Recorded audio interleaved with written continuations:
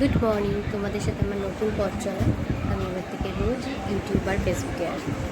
তো আমি হলাম সৌমিলি, আর এটা হলো আমার ইউটিউব আর ফেসবুকের চ্যানেল। আর এবার থেকে আমি রোজই আসবো তোমাদের সাথে দেখা হবে, আড্ডা হবে, প্রচুর গল্প হবে। তো গুড মর্নিং, এটা আমার প্রথম জার্নি। সবাই আমাকে সাপোর্ট করো। তো চলো দেখে নিই আমি সকাল থেকে কী কী করি। আমি হাঁটতে যাই এবং চিয়া সিডের জল খাবো বলে রান্নাঘরের দিকে এগোই।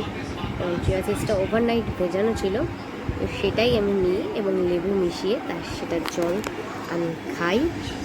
তো তারপরে বক বক করতে থাকি, যেটা আমার সব সময়ের কাজ। তোমরা আস্তে আস্তে সেটা। তারপরে আমার বক বক শুরু হয়। কী যে বক বক করছিলাম আমি নিজেও জানি না।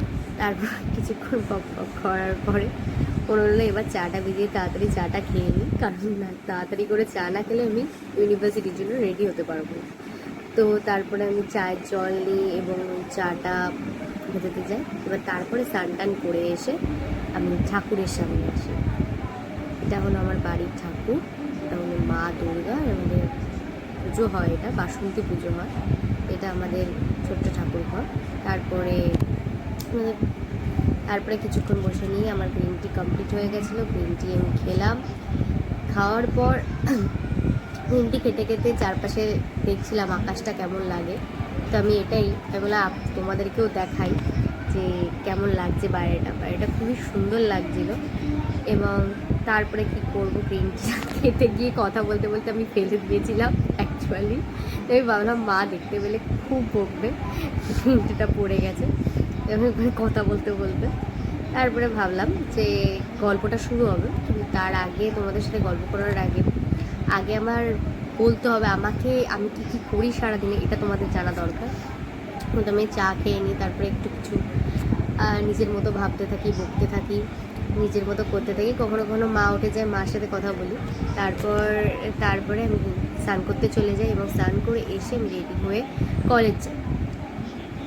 তো তার আগে খেতে বসেছিলাম, তো কী কী খাচ্ছিলাম সেটা তোমাদের সাথে শেয়ার করলাম। তো খাওয়া দাওয়া হয়ে গিয়ে এবার আমি কলেজে যাই এবং আমার কলেজ স্টার্ট হয়ে যায়। সেজে গুছে কোনো মতে কলেজ চলে গেছিলাম। তো কী করবো, ওটা আমার অফ পিরিয়ড ছিল।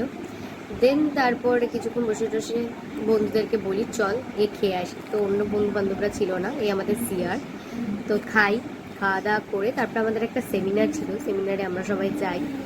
সেমিনারে অনেক কিছু আলোচনা হচ্ছিলো। তো বলছিলেন এনারা আমেরিকা অ্যাম্বাসেডার, ইনি ভিসা পাস করার। তো ভিসা নিয়ে অনেক কিছু বলছিলেন, সেগুলোই আর কি ক্যাপচার করেছি তোমাদেরকে দেখানোর জন্য।